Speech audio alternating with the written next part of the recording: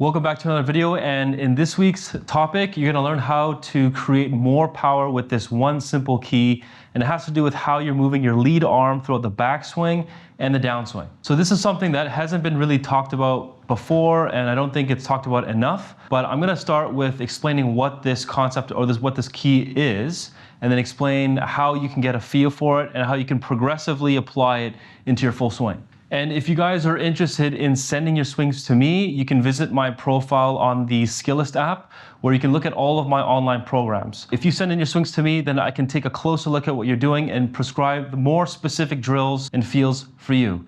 And also, if you enjoyed the video, please hit that like button and subscribe to my channel to see more golf content in the future. Let's get into it.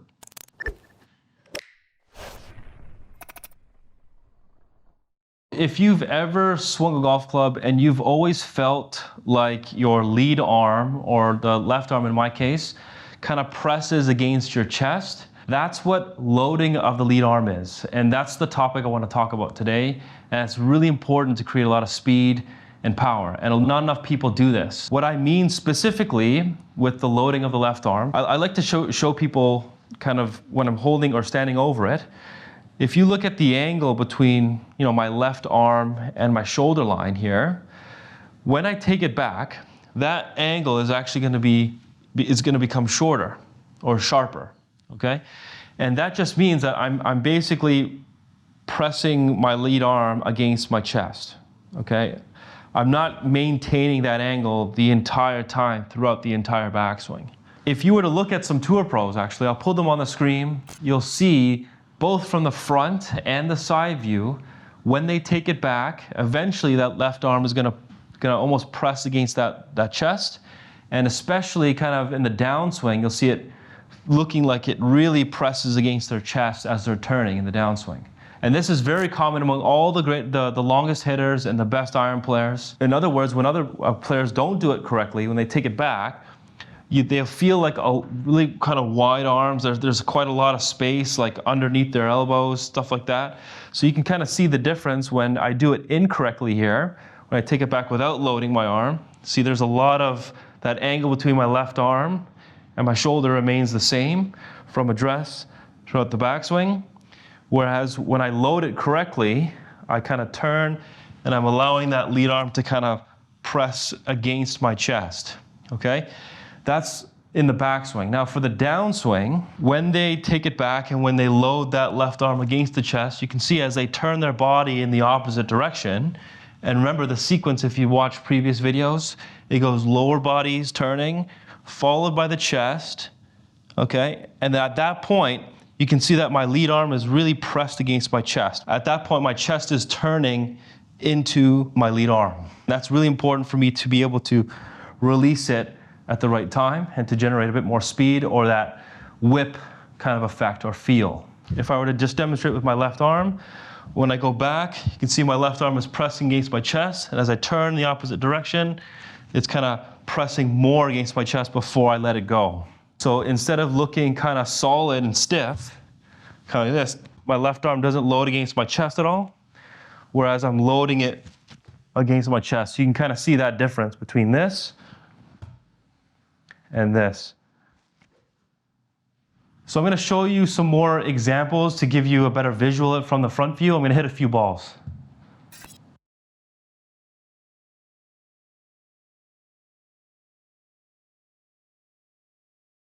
All right, so after seeing those two examples, if you can see the difference, great.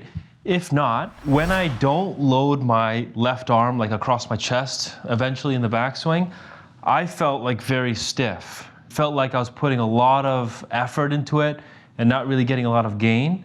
Whereas when I was kind of loading it or allowing it to load, I felt I was able to create more of this kind of whip effect. So if you're someone that was struggling with even releasing the club or kind of feeling like they're generating the speed more at impact, it's probably because you don't know how to load that left arm correctly or the sequence is off in some way. When I just do this slowly, if I don't load my left arm, you can see I'm just kind of taking it back like with my shoulder and the lead arm in the same angle the entire time. I also have to feel like I'm rotating a lot more than I have to. Having that lead arm load helps me to get the club a little bit further back instead of me having to keep everything solid here and having to use my rotation and extension to make up the difference of the movement to get my hands up all the way up at the top of the backswing. Whereas if I load, I can still turn, but I can still feel like my hands get back behind me because my left arm is like moving across my chest a little bit. So again, if I didn't do it correct, it'll look very stiff, kind of looking like this. If I did load it correct, you can kind of see a difference in terms of me generating this kind of whip here. You can kind of see how, you can see it right here, how that left arm is like staying pressed against my chest as I'm turning, and the club head follows immediately after that. So that's the biggest difference. So you're gonna feel like you're really keeping everything together like this, and you're having to rely a little bit more on your body pivot in order to generate the speed, whereas if you were to load, you can kind of get that left arm to whip away from your chest so that you can get the club head to whip through the ball and generate that speed more at impact. The exercise that I want you guys to try, I get some of my students to do this who don't understand how this works, but you don't need a club or anything. You can just put your left hand or your lead hand out in front of you in your posture. And what you want to do is at the beginning, you know, in your takeaway, everything for the most part is together, okay? So you don't have to like move your left arm across at the very start, okay? So at the very beginning, I want you to kind of move everything together, kind of until when your lead arm reaches close to parallel with the ground. But on the way down, I want you to feel like you're turning your chest into your lead arm without moving your lead arm from that position. Okay, so you kind of see it. I'll do it in real time, but I'll go together, and then I'll turn it into my left arm. I'll turn my chest into my left arm. Okay, and then eventually I'll let it go. If you don't do it correct, you'll kind of look stiff like this. See, it doesn't really change. I'm not turning my chest into my lead arm at all. But if I'm doing it correct, I go together, turn my chest into my lead arm. Go together, turn my chest into my lead arm, and then I can let it go. So it'll look like this, all in one. You can see, just as I'm starting down, that left arm is pressing more into my chest, just before my lead arm moves away from my chest. So again, watch that a couple more times.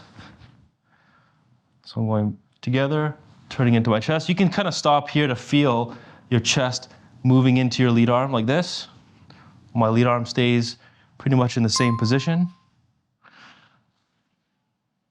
And this is incorrect.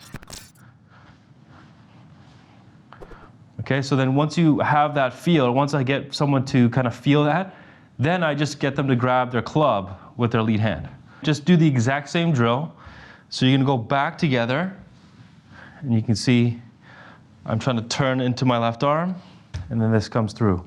Now with the club in your hand, as you're turning this way, you can kind of see that the club, I kind of hinge it with my wrist so the club still goes up while I'm turning in the opposite direction. So you kind of see.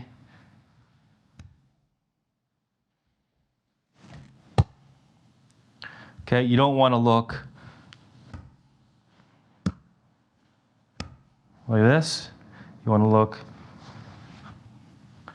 you can kind of almost see that there's like more of a delay, and my arm and wrist kind of feels quite relaxed. If it's hard to do with your one hand holding the club, I mean, you can grab the opposite end so it's a bit lighter, so easier for you to control maybe. So go back together, turn into your left arm, and the club is kind of hinged up. Okay. Kind of like this, okay? So you do that, you kind of see.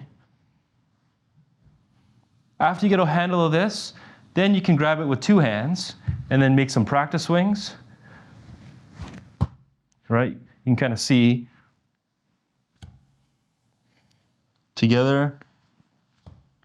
See it's pressing into my chest, turn my chest into my lead arm, and I'm throwing. okay? Instead of, you can see the difference in how stiff it looks versus when I do it correct versus wrong way. Hopefully that gives you a better visual and a good feel for what you kind of have to practice. But once you try that, try it with a few like small swings, not necessarily just full swings yet. Do it with maybe half swings to start and then apply it to a full swing. Thank you guys so much for watching. Now, if you have any questions about anything that I've talked about, you can leave a comment down below. This was a very general kind of explanation of how this works, but hopefully now that you're aware, if you don't feel like you were a player that loaded your left arm or if you felt very stiff, then this is something that you can think about and perhaps it was holding you back. See you guys on the next video.